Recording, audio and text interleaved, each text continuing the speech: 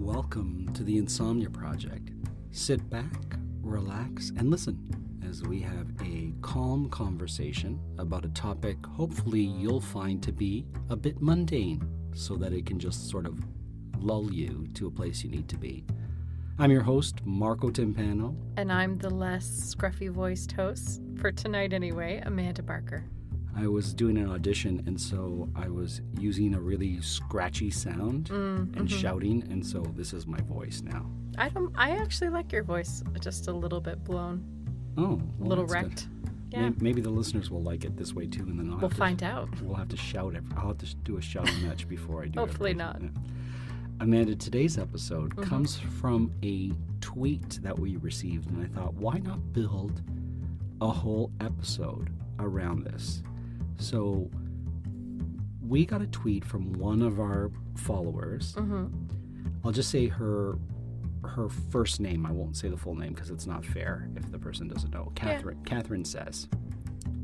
So she was talking about, we had mentioned in the previous show, or somewhere we mentioned Victorian homes, or you lived in a Victorian home. Right. I lived in a Victorian home when I moved to Canada.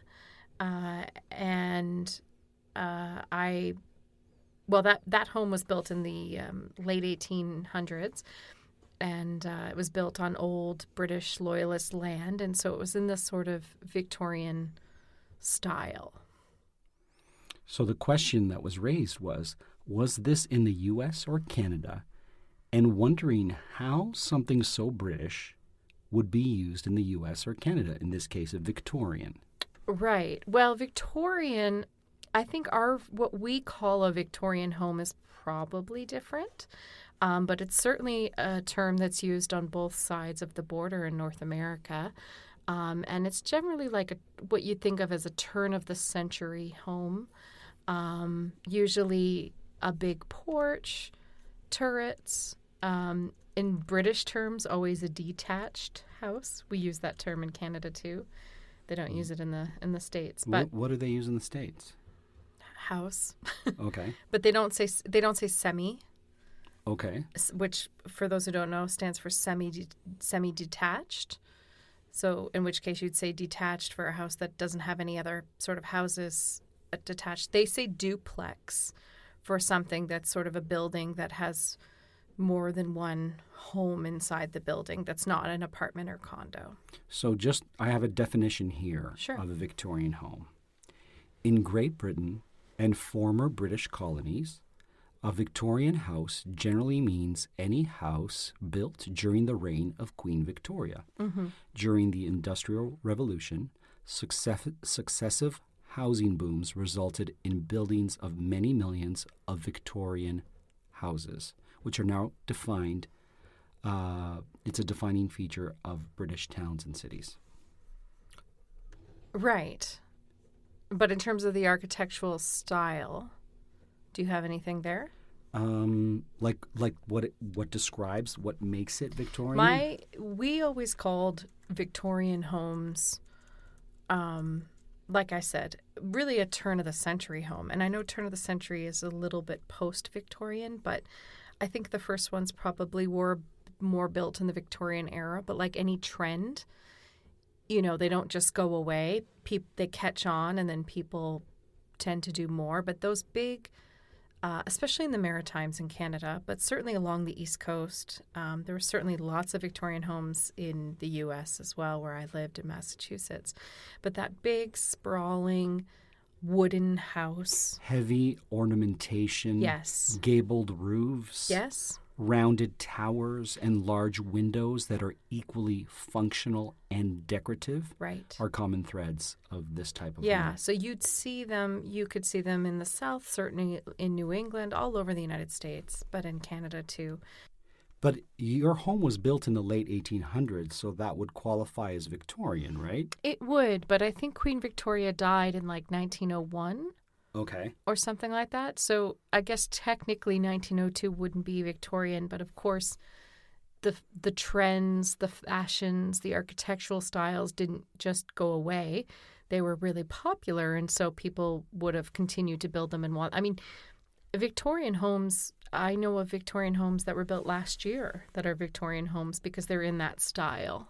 So they're in the style of Victorian Yeah, homes, that yeah. ornateness, the turrets, the big porch that is so beloved. Now they're more often built with siding instead of wood, but certainly there are, Victorian homes that, Sure. a lot of them have become apartment buildings. Right.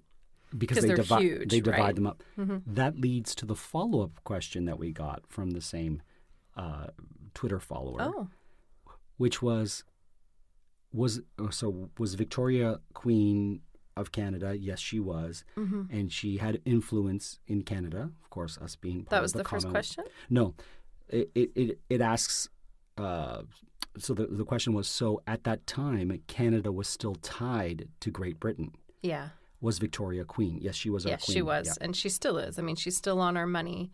We're still part of the Commonwealth. And Elizabeth II is on our money right now. Oh, we don't have Victoria on any of our money? Well, the Queen is what I meant. Right, but right. We have statues to Queen Victoria for sure. But the follow-up question is, do you have Edwardian homes as well? Right.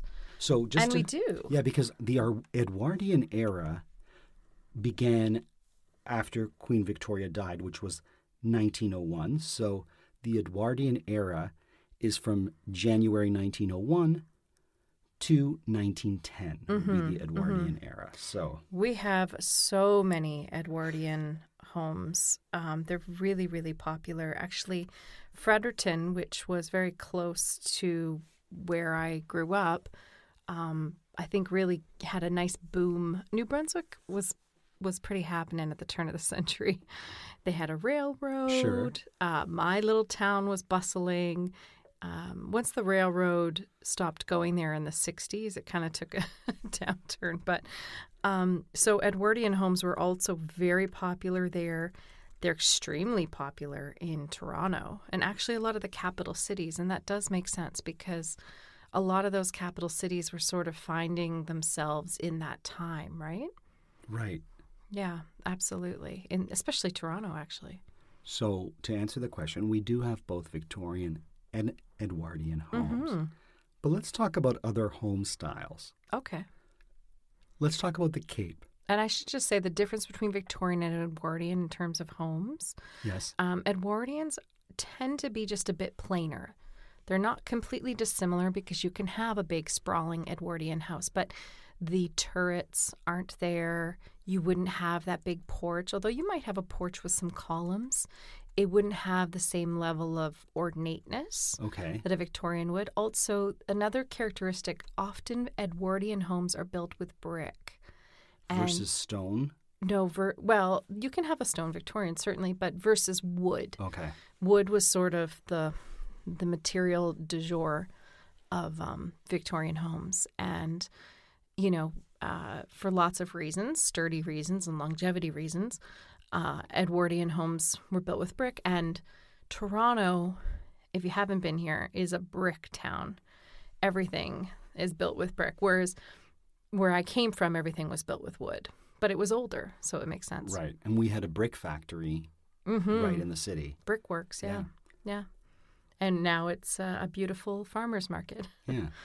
So let me ask you this about other styles of home that you may or may not have had, or styles that you like. Sure. But let's go to the Cape, because I know we often talk about the Cape style. So we call it a Cape Cod style. A Cape Cod. Yeah. The Cape is what we call Cape Cod, but the home we'd call a Cape Cod style, or you call it a Cape, certainly. And I actually grew up in something called a gambrel Cape.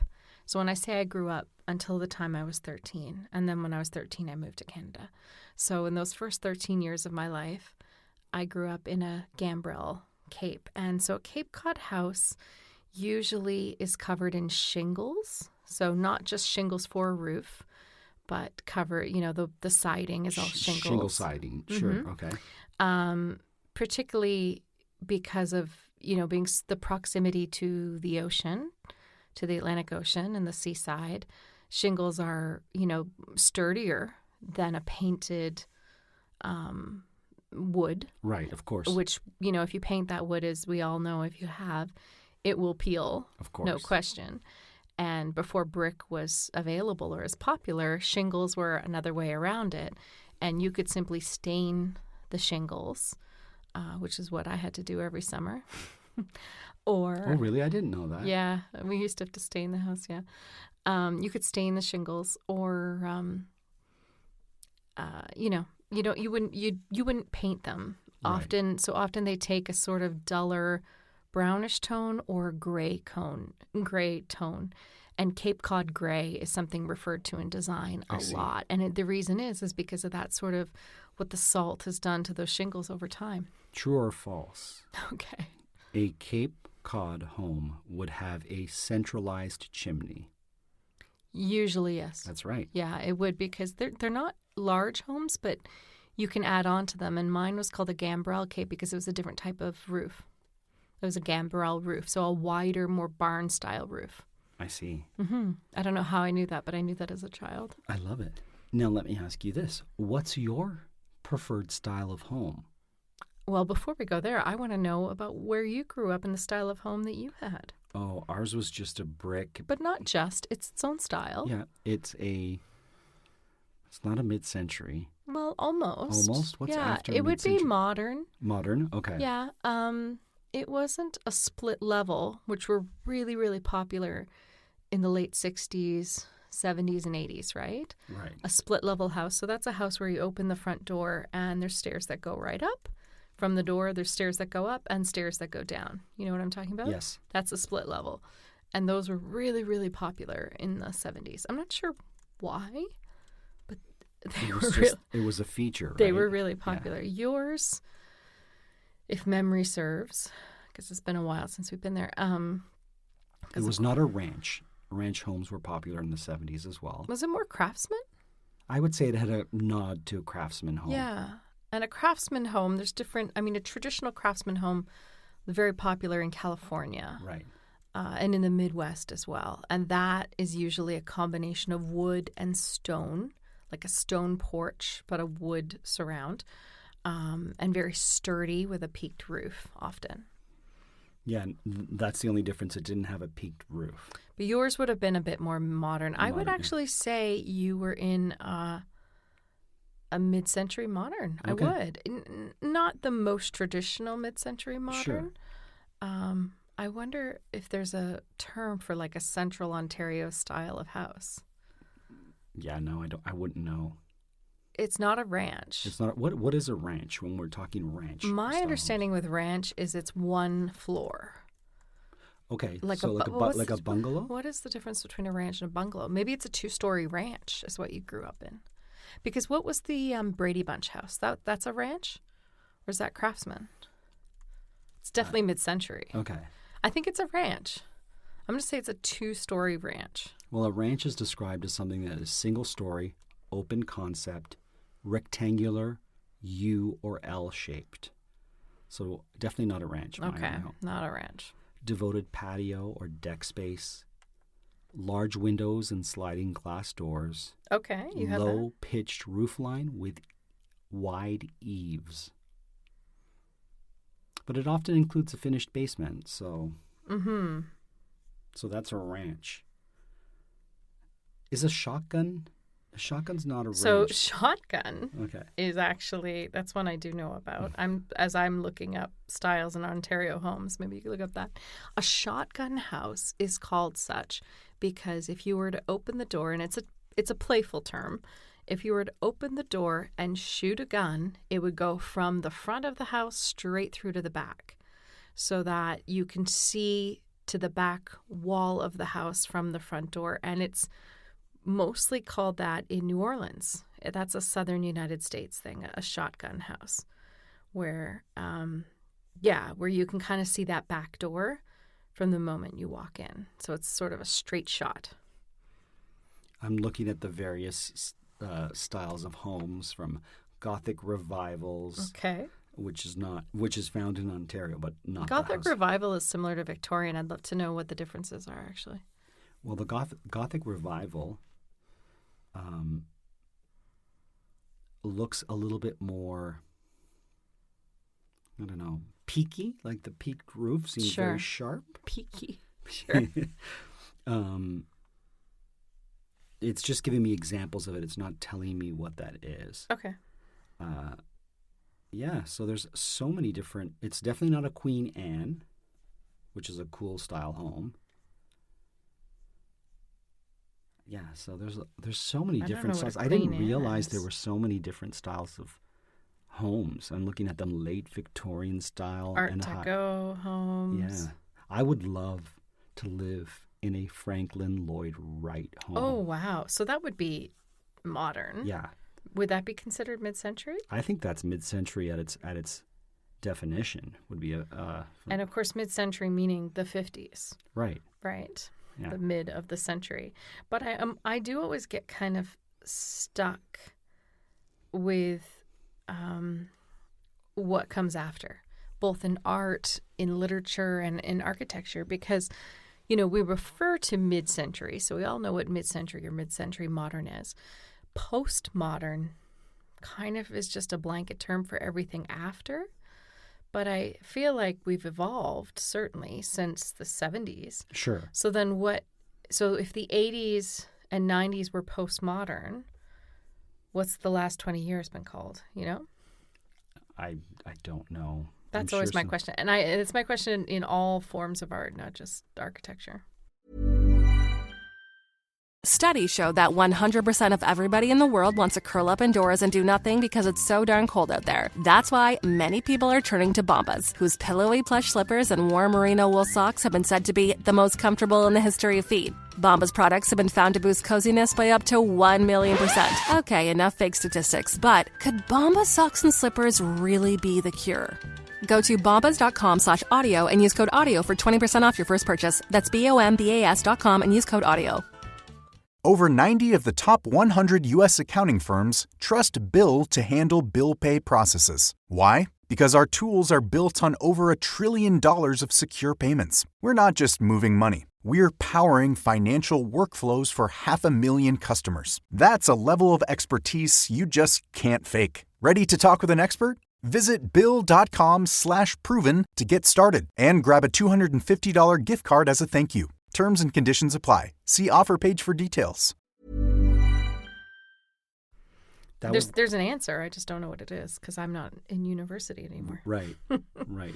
I also love the Tudor style. Oh, you love a Tudor. It's true. It's very true. Which is... Tudor. Yeah. Tudor. Yeah. It has a medieval look, often stucco, half timbered. Tudor revivals. I have always liked that look. I don't know why. And there's English Tudor, which is always the stucco, the white stucco with the sort of brown or black beams sort of around it and the little peaked door or the peak over the door kind of thing. But there's also German Tudor, which is a bit more of a boxier version, right? Right. Yeah. I like both, for the record. Mm-hmm. Okay. So you asked about the Queen Anne style? Yeah. It's irregular, busy, and ornate with lots of complexity in detail, often has a turret. Okay. Have you ever lived in a home that had a turret? Is that how you say it? Turret? Or turret? Turret. Yeah. Turret. Turret, I think, is something different. No. I mean, I haven't lived in that many homes, yeah. But wouldn't that be cool to have one and for that to be your room, you know? Well, here's what's interesting. When I look up Ontario-style homes, it's more, you have bungalows, okay, and you have split level, which we talked about, 1.5 story, 2-story attached or detached, semi-detached townhouse. So, I mean, there's got to be something more to say about a house than it's attached or detached. But I guess that's the style of what's been built in the last 30 years, right? You and I live in a townhouse, also called a row house, although that's sort of a more antiquated term. It's funny because I don't know how we got stuck on this trail of identifying Ontario Well, just because I wonder, because they're newer homes. Right. And so I wonder what those newer styles are called because I don't always know. That's all. And that's because I lived in a suburb that was built. You lived in a suburban Canadian home, but yeah. I just don't know if there's a fancy term like Edwardian. So let me ask you this. Describe a California-style home. To me, that's a craftsman. That's a craftsman. Or a Mediterranean sort of style because they do like a Spanish colonial, a Spanish colonial home is beautiful with all the stucco and that, terracotta tiles on the floor and the blue sort of Mexican tiles around the sink or kitchen. Sure. So that would be like a Spanish colonial home, I would think. And on the outside, they could be white, but they're often painted, sort of that terracotta color. They're quite big usually. So that would be that style, I would think. Mm. Now, let me ask you this. If you could live in a lighthouse. Yes. That's called the lighthouse style, where it's just one evolving cone. No, you always... I would live in a lighthouse. I would happily live in a lighthouse. Why is that?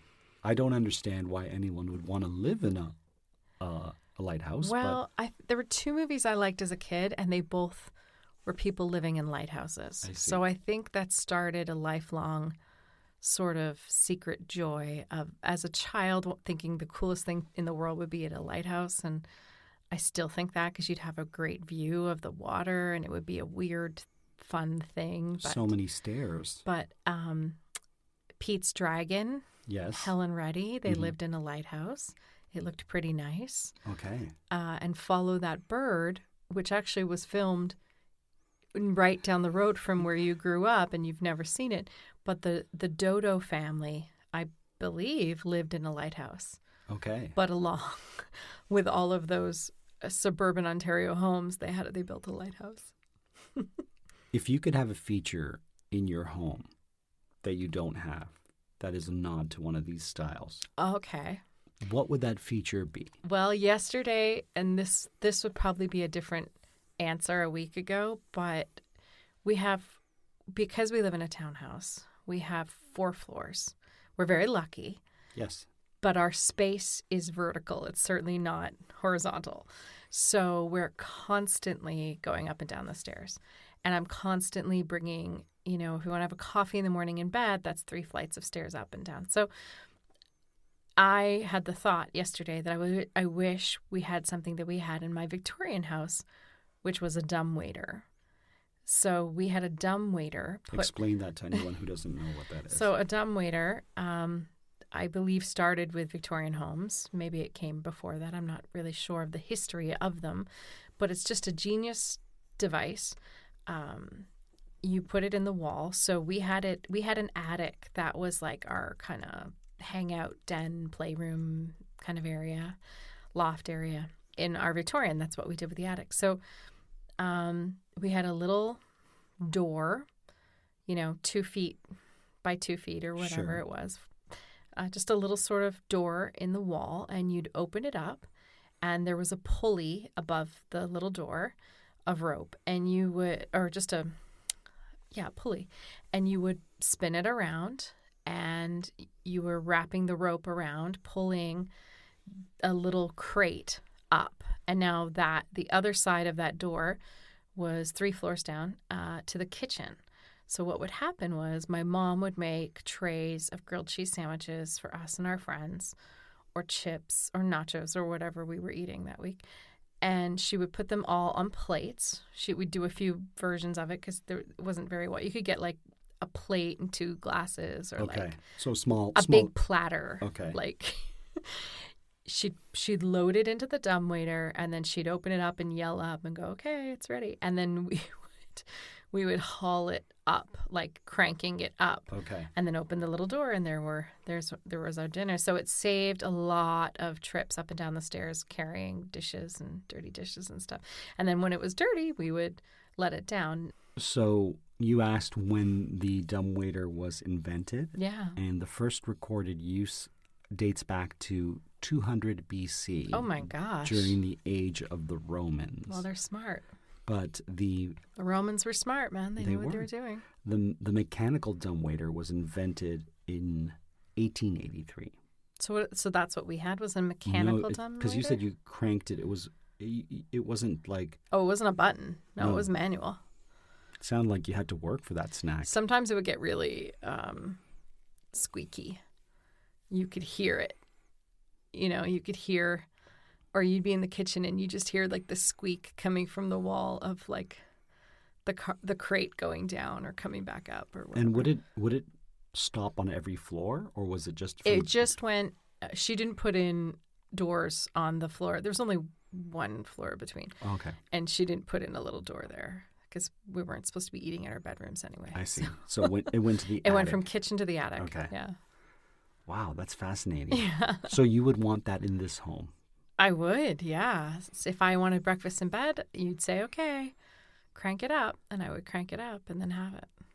Oh, well, there you go. Yeah, it would just save a lot of carrying. Although there's only 2 of us. We're not, a house with a bunch of kids and friends and stuff. So Sure. we can handle it. I think so. Did you know I had a dumbwaiter? Yeah. Oh, you you did? showed it to me. Oh, I did? Yeah. I saw it only one time. I've only been to that home once. You were in that house for almost minutes, maybe Yeah. 90 minutes total. Yeah. Yeah. Yeah, well, that's our tour of homes. I don't know if we covered all the styles of home, but we certainly... We covered a few. A few, for sure. I'm trying to think if there's any others that I love. Colonial homes, Georgian homes. Double wide.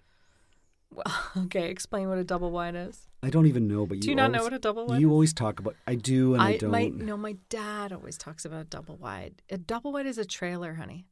Right, it's a trailer home Yeah. that's twice the size of a... A regular trailer. So he always refers to they had what he called the double wide in Florida. He kind of says it jokingly, but they did have a metal home that was a trailer, basically. That was their first home in Florida, and then they Moved down permanently. yeah. But he always calls it the double wide, but it just meant it was a... There's also prefab, which is in that world too, which is a Right. prefabricated house. I lived in one once in university, and you could feel where the house had been joined together, but we always imagined it sort of on 2 pieces on the road. Do you like those homes that have like futuristic looks to them? And I do. I mean, what's interesting is they all kind of called modern, or there's a design term that gets used a lot lately, which is Scandi. right, Scandinavian, which is a classic, clean, modern, simple, bleached wood and white walls. we did a whole episode on Scandi. You and I did? Yeah, we I did. don't remember. And that's sort of what I did with our bedroom, because I was trying different things with bedrooms, and people will tell you in bedroom design, like, oh, make the walls black or let it. For me, a white, clean, simple bedroom is the way to go, I've realized, after trial and error. Well, there you go. That's this episode Okay, of that the was it. Insomnia Project. It is, yeah. Where we focused on styles of homes. If you have a tweet you want to send us, our handle for Twitter is @ListenAndSleep, and we hope you did just that.